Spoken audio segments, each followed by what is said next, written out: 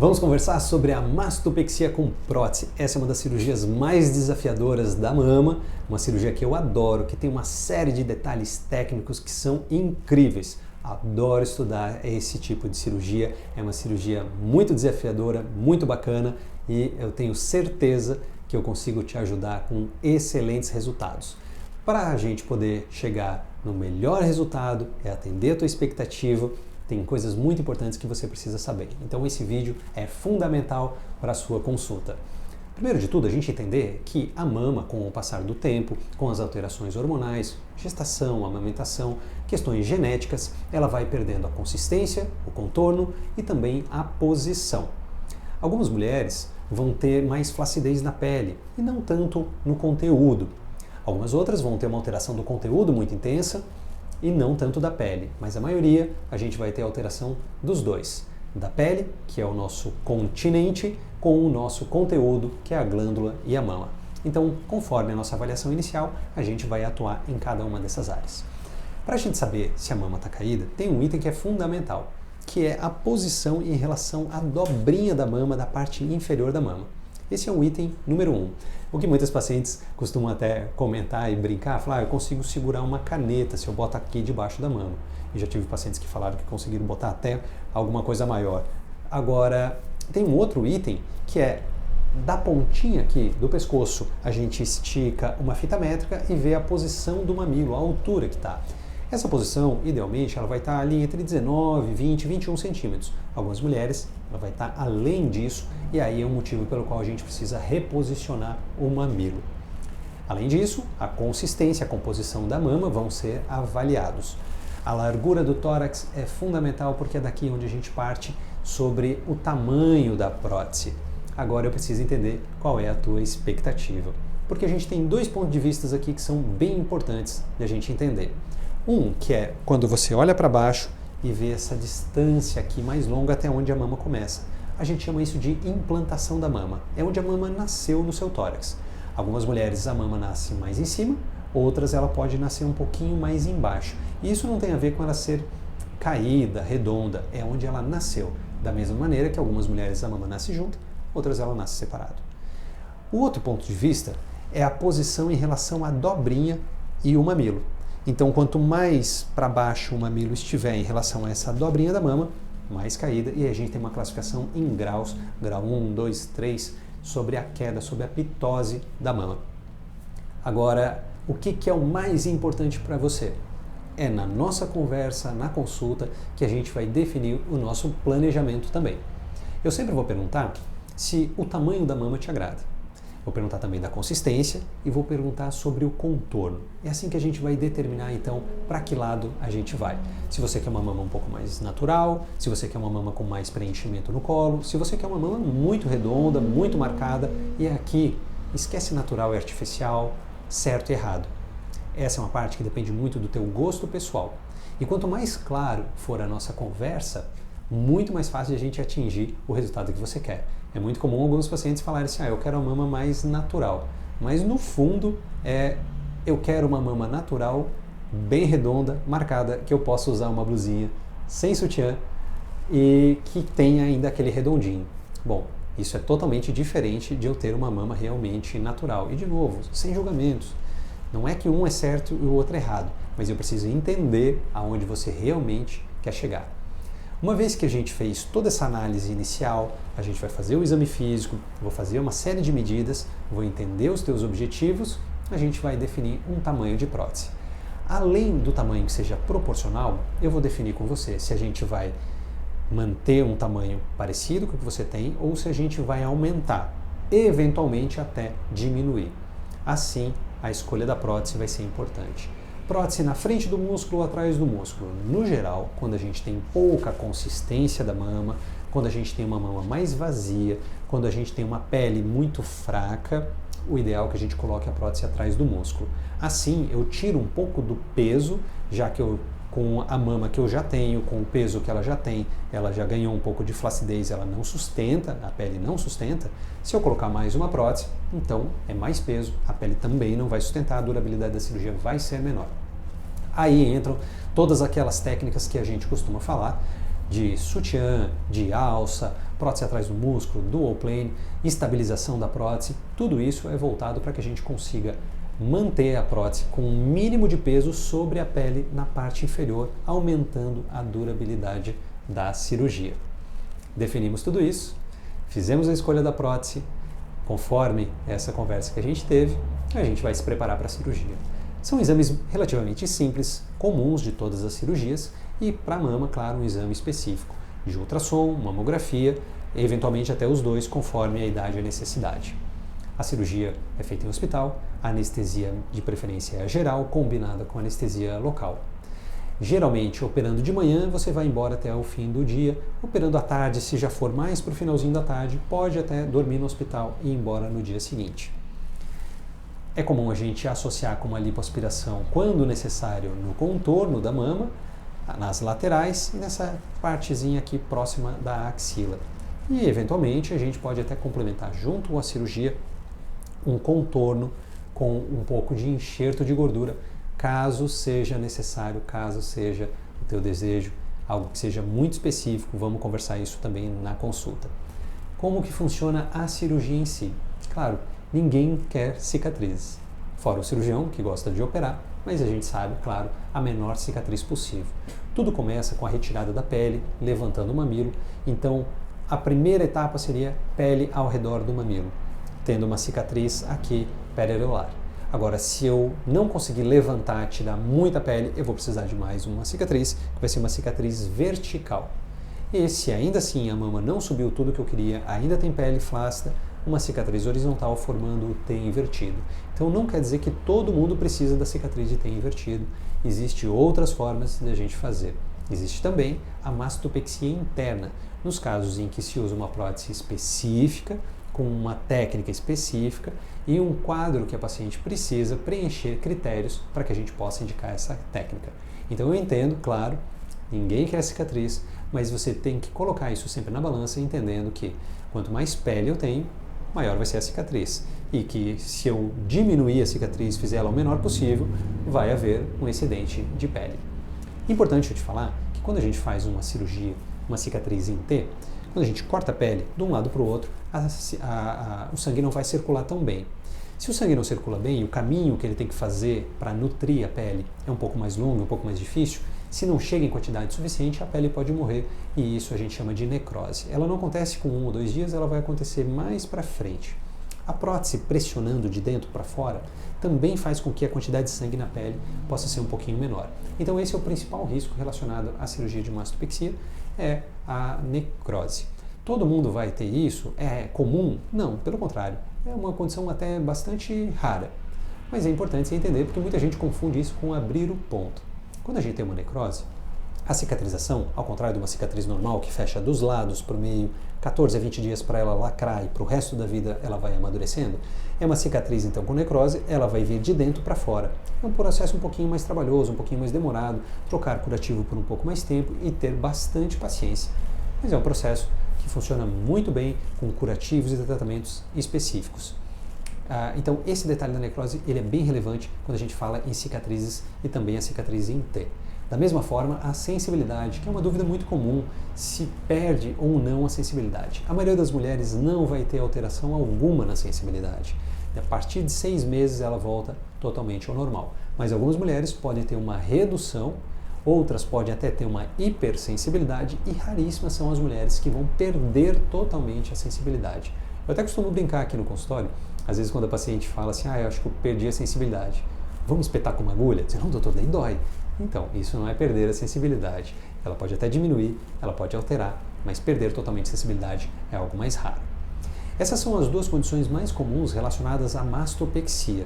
Até quando a gente faz a cirurgia sem prótese, essas duas condições elas também são inerentes a fazer a cirurgia. E agora vamos falar sobre a prótese. A prótese em si, ela sempre traz algumas condições que precisam ser explicadas. A primeira delas é qual é o resultado que a gente espera. A prótese é redonda. Aqui dentro a gente tem gel. Existem cirurgias, como a mastopexia interna, que muitas vezes a gente usa uma prótese anatômica em gota. Como eu falei, ela é bem específica. Agora, com a prótese, tendo gel, significa que quando eu estou em pé, o gel vai para baixo. Então, lembra daquela parte que eu falei de usar uma blusinha sem sutiã? Para eu ter o redondinho mesmo, eu preciso ter formas de sustentação na parte inferior da mama, sendo que a mais prática e a mais fácil delas é eu apertar com o sutiã e aí eu vou ter o redondinho na parte superior da mama.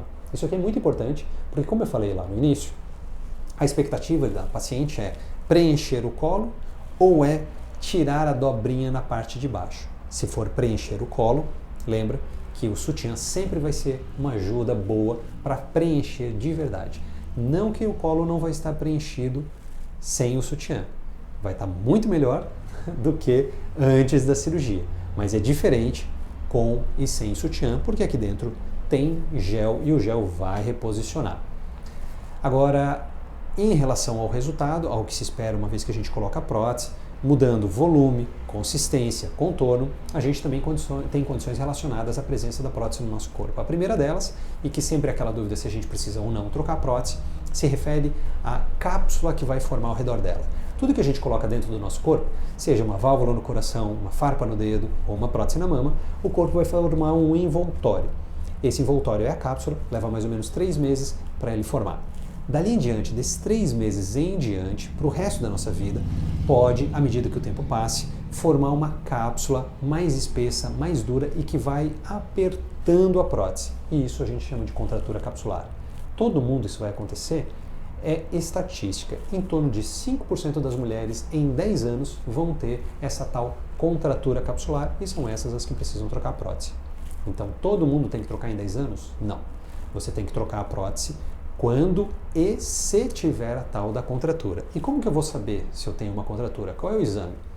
É através do exame clínico, é exame físico mesmo. À medida que a prótese vai sendo apertada pela cápsula, o contorno vai ficando mais marcado, o toque vai ficando mais duro, um lado diferente do outro. Nessa situação, a gente pode até ver com o ultrassom, às vezes, algumas alterações e mesmo com a ressonância. Não que eu precise desses exames, como eu falei, essa contratura é exame clínico. Os exames podem nos ajudar. Diferente de contratura, as dobrinhas, que a gente chama de Rippling, não são um problema iminente que a gente precise fazer cirurgia. Uma vez que eu falei sobre a contratura, que é um processo de cicatrização, a gente agora tem um segundo processo, que é a identificação dessa substância do silicone. O que isso quer dizer? Toda vez que o nosso corpo entra em contato com uma substância, ele vai ter uma defesa através do sistema imune. Por isso que dentro da medicina a gente procura os materiais mais inertes possíveis, como titânio, como silicone, como nylon, são materiais que produzem pouca reação inflamatória e pouca reação imune. Agora, em algumas pessoas, de uma maneira bem rara, pode haver a formação de anticorpos não contra o silicone, mas contra o próprio organismo, que são as doenças autoimunes, e que o silicone pode ser relacionado ao que a gente chama de síndrome ásia. Todo mundo pode passar por isso? Não, é uma condição bastante incomum, bastante rara. Síndrome ásia se refere a qualquer adjuvante, desodorante, alumínio, silicone, vacinas, qualquer substância que o nosso corpo identifique como um agressor, entretanto, ao invés de reagir contra a prótese, contra o silicone, o corpo acaba reagindo contra ele mesmo, criando anticorpos autoimunes, contra o próprio organismo, autoanticorpos. Já existem várias doenças que estão relacionadas, independente de você ter prótese, que são as doenças autoimunes, como artrite reumatoide, como lúpus, como a tireoidite de Hashimoto, que é a doença mais comum relacionada à tireoide, que não tem relação direta com a prótese. Em qualquer momento da vida a gente pode desenvolver esse tipo de quadro. Existem condições genéticas que podem estar relacionadas, mas a gente sabe hoje que existe uma predisposição, só que a gente não consegue identificar em quem. De novo, estou falando de uma coisa de exceção. Terceira coisa, então, eu falei de contratura. Segunda, a síndrome autoimune. A terceira, já uma condição mais discutível, mais controversa, que é a própria prótese, o próprio silicone causando algum tipo de efeito, que é o que se chama hoje de doença do silicone. A gente sabe que alguns fragmentos da cápsula, do envoltório da prótese, dessa película, podem liberar moléculas de silicone. Em algumas pessoas, supostamente, isso poderia trazer alguns tipos de sintoma. Isso ainda está sendo muito discutido. Por mais que a prótese seja segura e que seja estudada há mais de 50 anos, a gente sempre está procurando evoluir. Então, se discute se alguma dessas moléculas poderiam causar algum tipo de sintoma, principalmente dores articulares, dores musculares. A quarta condição, mais rara ainda, chama linfoma de células anaplásicas. É um tipo de tumor extremamente raro que pode acontecer na cápsula ao redor da prótese. Só da prótese de silicone? Não. Em qualquer tipo de cápsula que é formada dentro do nosso organismo poderia ter esse desenvolvimento. Entretanto, a gente tem pouquíssimos casos no mundo, na história. São menos de 1000 casos em todo o mundo. Algo muito, muito raro. Eu estou te mencionando sobre essa questão de contratura, sindromiásia, doença do silicone e linfoma, porque são condições que estão super divulgadas na moda de se falar. Então é importante que você entenda que elas existem, apesar de elas serem extremamente raras. Então aqui eu quero te tranquilizar sobre aquela questão do troca, não troca, troca com 10 anos, não precisa trocar, é para sempre, não é. Com essas informações que eu te dei, acho que você consegue entender bem agora sobre essa questão da prótese. Joia? Falamos então sobre os riscos relacionados à mastopexia, sobre a presença da prótese no nosso organismo, que você já entendeu que não vai precisar trocar ela de 10 em 10 anos, é quando isso acontecer, quando for necessário. Vamos falar um pouquinho agora sobre o pós-operatório. Geralmente, para essa cirurgia, a gente usa um curativo que ele pode ser trocado em até 3 dias. Para alguns pacientes, a gente usa um curativo especial que ele vai ter uma durabilidade de 7 dias. E outras ainda, a gente usa um curativo com 20 dias de duração e que você não precisa trocar. Isso vai ser decidido na nossa consulta, conforme for feita a nossa avaliação, características do seu corpo e o nosso planejamento cirúrgico. Para os movimentos, a primeira semana vai ser mão até a altura da boca. Comer, escovar o dente, lavar o rosto. Daqui para cima, para lavar o cabelo, para pegar coisas no alto, você pede ajuda. Mas daqui para baixo é importantíssimo que você movimente e faça tudo. Não que eu sou ruim quando eu estou te falando para se mexer, mesmo que você está ali no pós-operatório. Mas o nosso corpo ele funciona muito parecido com uma porta que você abre e fecha todos os dias e funciona super bem. Agora, uma porta que fica fechada por um mês não vai funcionar muito bem. Com 6 meses, essa porta já nem abre mais. Ela vai estar toda enferrujada e o nosso corpo é assim. Então, é muito importante que você faça todos esses movimentos para baixo, sem problema algum. É normal que você sinta um pouquinho de pressão, de aperto, especialmente quando a prótese está atrás do músculo. A tendência é que quando a gente está com medo, com receio, a gente contraia mais o músculo e isso vai aumentar a nossa sensação de aperto e de desconforto. Então é importante que você relaxe. Por isso que eu reforço que esses movimentos todos eles devem ser feitos. Procura não ficar segurando o teu corpo na hora de caminhar. Geralmente eu libero para dirigir e deitar de lado em torno de 15 dias. Você pode girar o teu quadril, mas é importante que o ombro, a mama fique mais retinha. Isso porque se você virar totalmente de lado, claro, o inchaço, o líquido, ele vai vir mais para um lado do que o outro. E também, claro, a gente não quer que você vire totalmente de bruços. A partir de 15 dias, a gente pode iniciar alguns exercícios, caminhadas, alguns exercícios de membros superiores e inferiores isolados, tudo muito leve, só para a gente manter algum ritmo. E com 30 dias, sim, a gente retoma as atividades físicas. Agora tem um detalhe importante. Você ficou 30 dias parado, não vai ser em 30 dias que você recupera o teu condicionamento físico. No dia 31 você está pleno.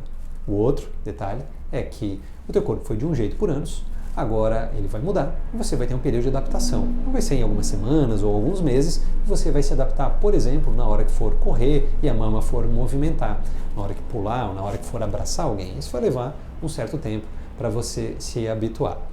Além desses cuidados, então, dos primeiros 30 dias, você vai usar o sutiã cirúrgico. Esse sutiã por 30 dias. E do dia 30 ao dia 90, qualquer sutiã. Pode ser com ferrinho, pode ser com bojo, pode ser o próprio sutiã cirúrgico, que no começo todo mundo odeia, mas depois de 30 dias você vai gostar bastante dele, porque ele é bem mais confortável, mais fácil de vestir. Aqui a gente conversou então sobre os principais detalhes do pós-operatório e eu vou acrescentar um fundamental, que é o tratamento adjuvante com a fisioterapia.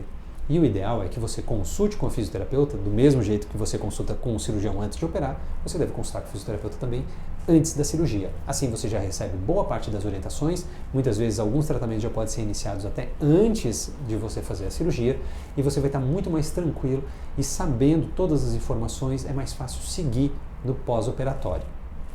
Remédios, basicamente, são um anti-inflamatório, um analgésico e eu costumo deixar um relaxante muscular. E se for necessário, tem um remédio um pouquinho mais forte que controla melhor também a dor quando isso é necessário. Mas, no geral, a maior parte dos pacientes tem um pós-operatório muito, muito tranquilo. Aqui a gente conversou então sobre os principais itens, desde o diagnóstico, desde o entender as características do corpo. A gente conversou sobre a cirurgia em si, os riscos, os cuidados da cirurgia, o pós-operatório, sobre a presença da prótese no nosso organismo e agora, para finalizar, eu vou te falar sobre o que a gente espera do resultado.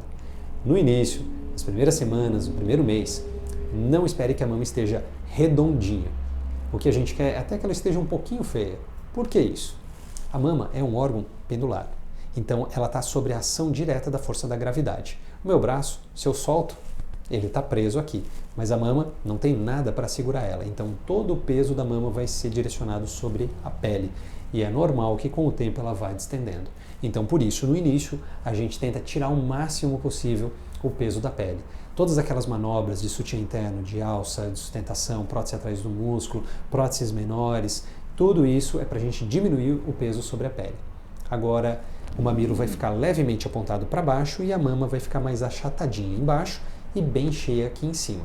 Aos poucos, ao longo dos meses, em torno de 6 meses, o mamilo vai girando, a prótese vai acomodar, a mama vai ganhar um pouquinho mais de arredondado embaixo e esse movimento, ao longo de 6 meses, a gente chama de báscula. Então, não se assuste porque no início a mama vai ficar um pouquinho mais diferente e com o tempo ela vai ganhar esse formato. Mama muito redondinha no início é mama caída mais cedo. E eu tenho certeza que você está procurando essa cirurgia justamente porque você não quer que a mama caia de novo. Outro ponto importante para a gente conversar sobre o resultado é entender que o nosso corpo é dinâmico. A gente está sob o efeito do tempo e sob o efeito da força da gravidade. Então, dizer que uma cirurgia vai durar para sempre não é correto. A cirurgia vai durar o máximo de tempo. Todo o nosso esforço é para que ela tenha o máximo de durabilidade. Mas é claro que isso tudo depende das características do teu corpo, da tua genética, da tua pele, da glândula. Todo esse conjunto vai formar itens importantes para a durabilidade da cirurgia. Alguns pacientes me perguntam se a prótese é melhor estar na frente ou atrás do músculo. E justamente eu estou deixando para o finalzinho para conversar sobre isso, porque envolve o resultado. Quando a gente coloca a prótese na frente do músculo, à medida que a gente envelhece e o resultado for se perdendo, a mama for baixando, eu vou ter a prótese mais embaixo, eu vou ter a glândula e a pele. Então eu vou ter que reposicionar todo esse conjunto. É como se a gente comparasse com uma batida de carro. É uma perda total, em que a gente vai ter que refazer toda a cirurgia. A maioria das vezes a gente troca a prótese também. Pode ser um bom caminho para algumas pacientes. Para outras, um caminho melhor pode ser diferente, em que com a prótese atrás do músculo, se ela se mantiver ali na posição, infelizmente a pele e a glândula vão baixando, e isso a gente chama de efeito cachoeira, waterfall. À medida que isso aconteça, quando acontecer, a gente vai ter uma cirurgia em que vai ser a batida no para-choque precisando ser consertada. É reposicionar a pele, a glândula, e se a prótese estiver tudo ok, teoricamente eu não vou precisar mexer nela. Se a gente vai seguir por um caminho ou por outro, por um tipo de prótese para ser acima do músculo, por um tipo de prótese para ser abaixo do músculo, é algo que vai ser na consulta que a gente vai definir. A nossa tendência hoje é usar as próteses atrás do músculo com o máximo de sustentação e estabilização, pensando sempre a longo prazo. Espero que assim você tenha entendido os principais itens, anota todas as suas dúvidas e a gente vai conversar pessoalmente para definir qual é o melhor caminho, qual é a melhor cirurgia para você e principalmente eu quero entender o que você deseja para poder atender a tua expectativa.